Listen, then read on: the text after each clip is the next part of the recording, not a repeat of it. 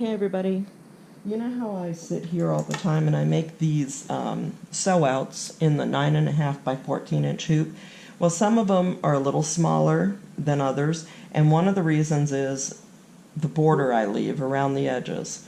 Sometimes I have the sew out, like this here has the sew out of the line, and sometimes I'll cut it directly on the line. Sometimes I'll leave a 1 inch or a ½ inch. It's all what I'm doing that day. There is no right or wrong. To make these, I've done a couple of videos on how I do it. It's not difficult. You can hoop right side down a layer of material, a layer of batting, and right side up a layer of material. You can also add a layer of stabilizer in here.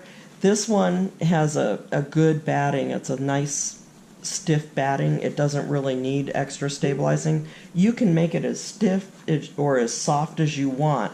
You're in control.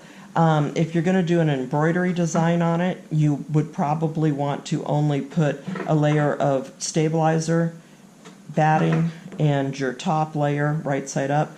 Then sew out your embroidery design. Then add with 505. Put this on the back of the hoop when you're ready to do the stippling after the embroidery design is sewn out, and that way there it's really nice and neat on the inside when you're done. These are the ones I've done last week. I did a video on them, and these I did quite a while ago, these smaller ones. So how do we put them together?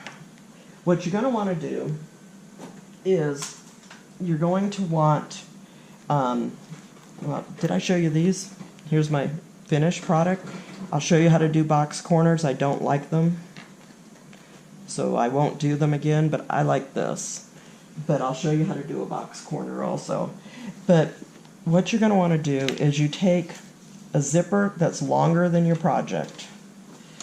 This is probably a 12-inch zipper, and this is an 8.5 inch piece here. Oh, I gotta thread my needle. But you take your zipper, check that it works, tab side down, facing the top. This is the right side of my project, which would be the outside. Lay it right on the edge, put it under your needle, and I'm using the zipper foot, so I have it to where I'm sewing on the left. And then you're just going to sew along the edge. It's going to get caught up a little bit because of the pull on the zipper there. But once it starts going, then I'm going to back tack a little bit, use the reverse and back tack so that it's locking my stitches. Then I just sew to the other end.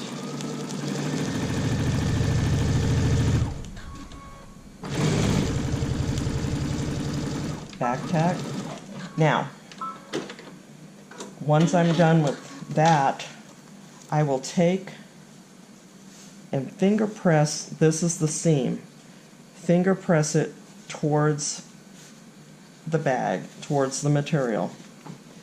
Then put it back under the needle.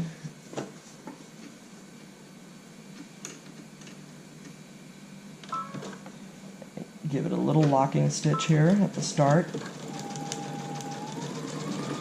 And then what you're doing here is you're sewing the seam down so that it's finished, basically.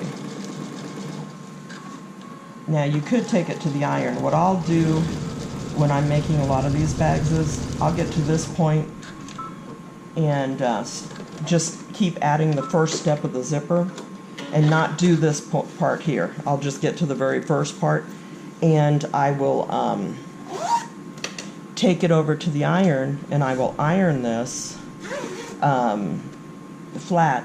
Then I will do this top stitching. It's a little bit neater, so you know, you might as well, if you're giving these away or selling them especially, you might as well try to do a good job. Okay, so for this part here, I bring up the bottom of the bag to the top.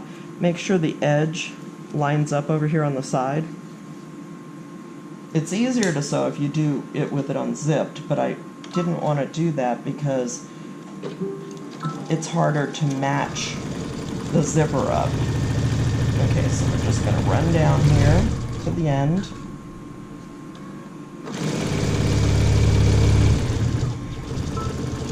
Okay, then let's open the zipper up.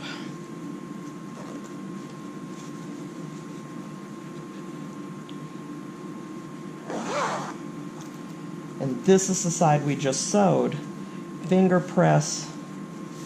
See how that's your zipper sewn on? You're going to make a seam by finger pressing this down. So we're finger pressing it down, putting it back under the foot. This one's a little tricky because of the way the zipper is going to lay right there at the beginning. That's not a big deal. We can get past it. Now I got to adjust. Just make sure that your zipper and seam is laying flat.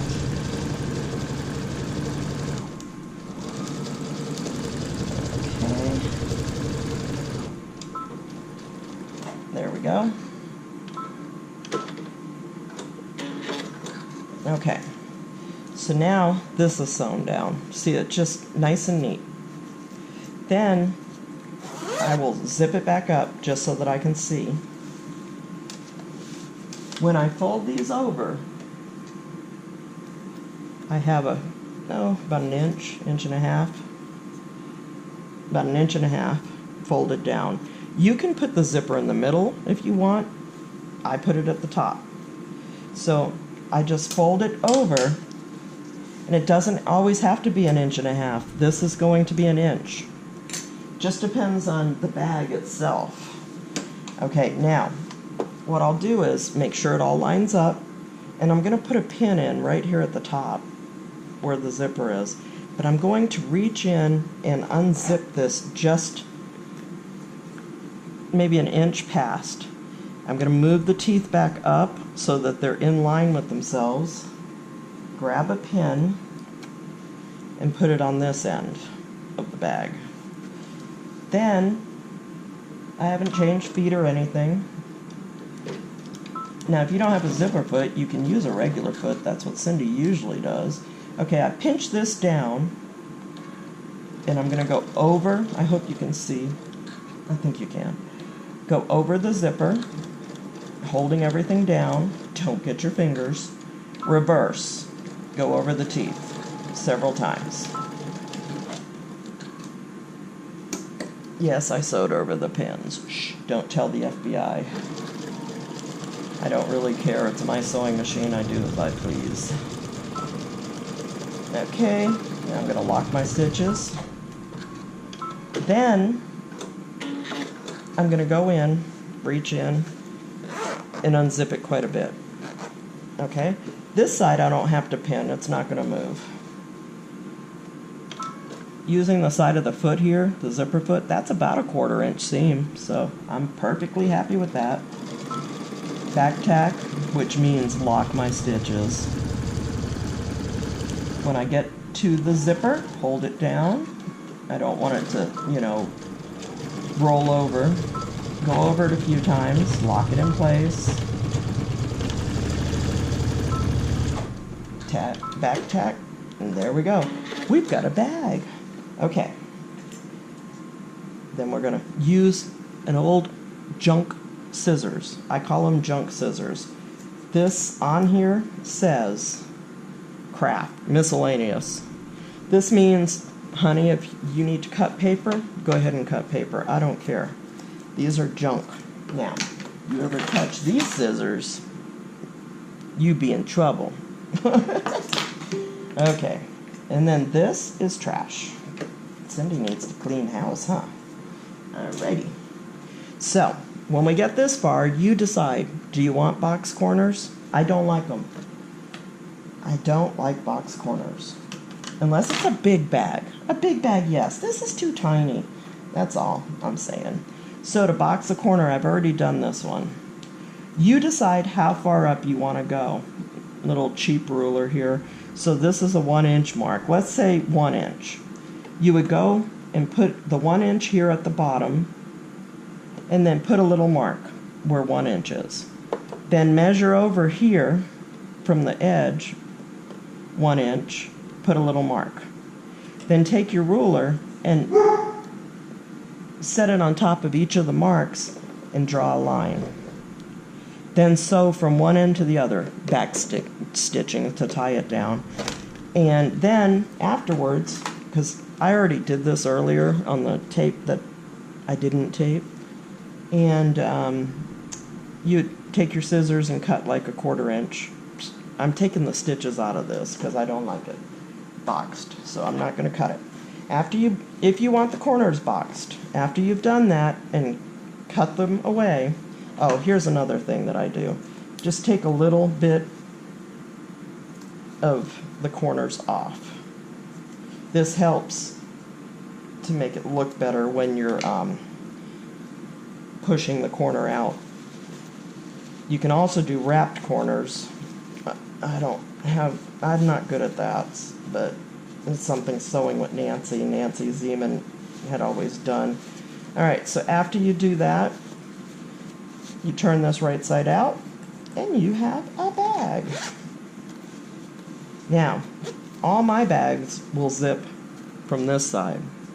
Other people might put the zipper on this side. I've always done it this way. This is up to you.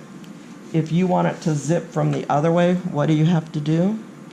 Before you put the zipper in, when I do it, I always take the zipper pull and I place it on this end, which would be the left. If you want it, because you're left-handed, let's say, turn it the other way, and that's how you get it.